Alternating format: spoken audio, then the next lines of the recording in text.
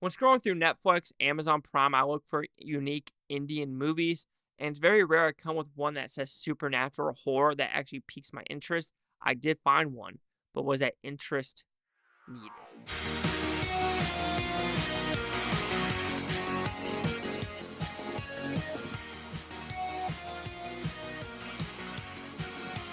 Chase Lucky here with the Blue Futon reviewing Virupaksha. Spas- Virupaksha. Virupaksha. I don't. Whatever. I suck at life. So what's this about? Pretty simple premise actually.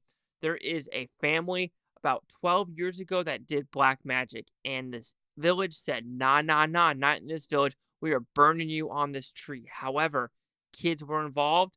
The kids grown up, and now present day, something weird is happening with crows, people committing suicide. What is happening? Is this curse coming back? Is this village damned to die tragic deaths? Let's find out. So, do you like this film? It was fine. I wish it went more brutal or more oh shit moments, because what I was expecting, there was glimpses of hope, glimpses of like hell to the MF and yes, we're getting it. But it drags. This movie drags and focuses on the wrong people. So let's talk about the positives. I think the kills are really, really good. You have one involving a train.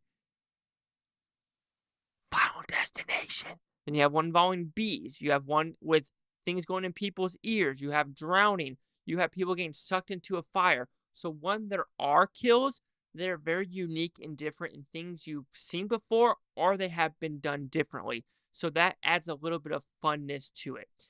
And then when you talk about the tone of the movie, it is more of a love story / haunted house / supernatural.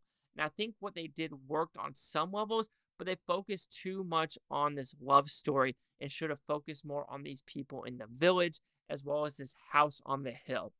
We'll talk about the positives still. I think the acting is fine. I think the main actor is pretty good, but there's a lot of times in this movie where he's like, "Stop it."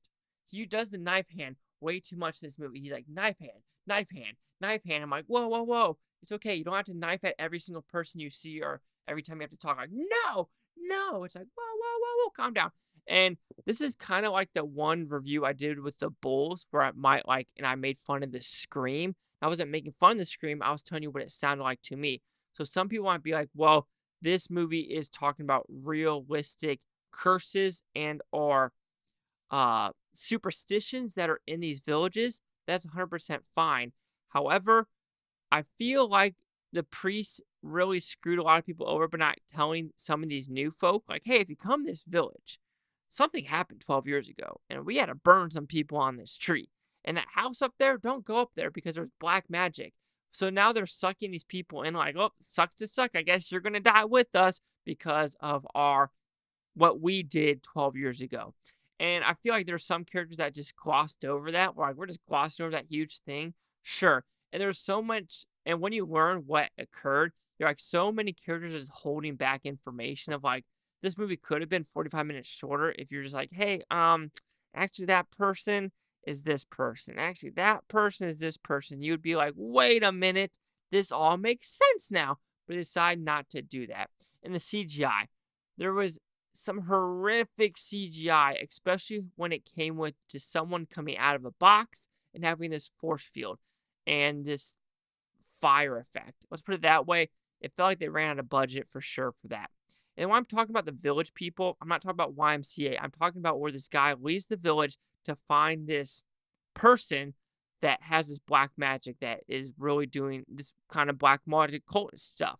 But that tribe in the woods was fascinating. I really wish they focused more on that, what they're doing there, why they are there, why they're kind of secretive, and how much help they can really be, because this one guy that comes from the tribe, he was one of the more integral and more interesting characters in this movie. But unfortunately, he doesn't come into like the last 45 minutes of the movie. And this is an hour or 2.5 hour movie. So that's a really bit of a bummer. Like I said, the ending is fine.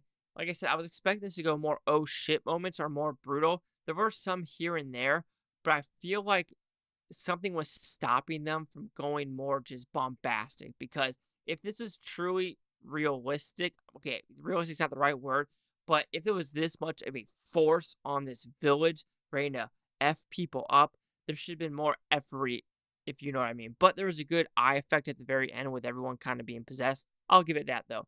But overall, I'm going to try to pronounce it one more time for you people.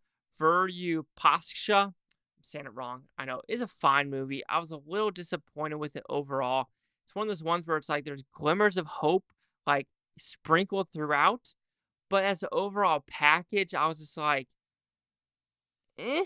So Virupaksha will receive a 2.5 out of 5 Futon, because at 50%. So see the critics' news scores gave this one. So you have critics, none of them. Audience score 89% with over than 50, no critic and censor.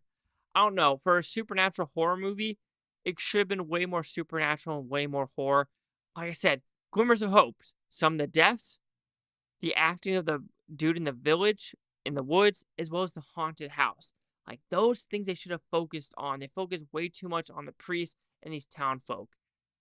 Didn't need to be about them. 5089. Chase Talk with the Blue Futon. Like, comment, subscribe. One of things, Futon Top you. Blue Futon, say watch a great day. And I don't care if you watch this today, tomorrow, week from now, a month from now, a year from now. I love every single freaking one of you. Let's get to 2,500 subscribers by the end of the year. That would be fantastic.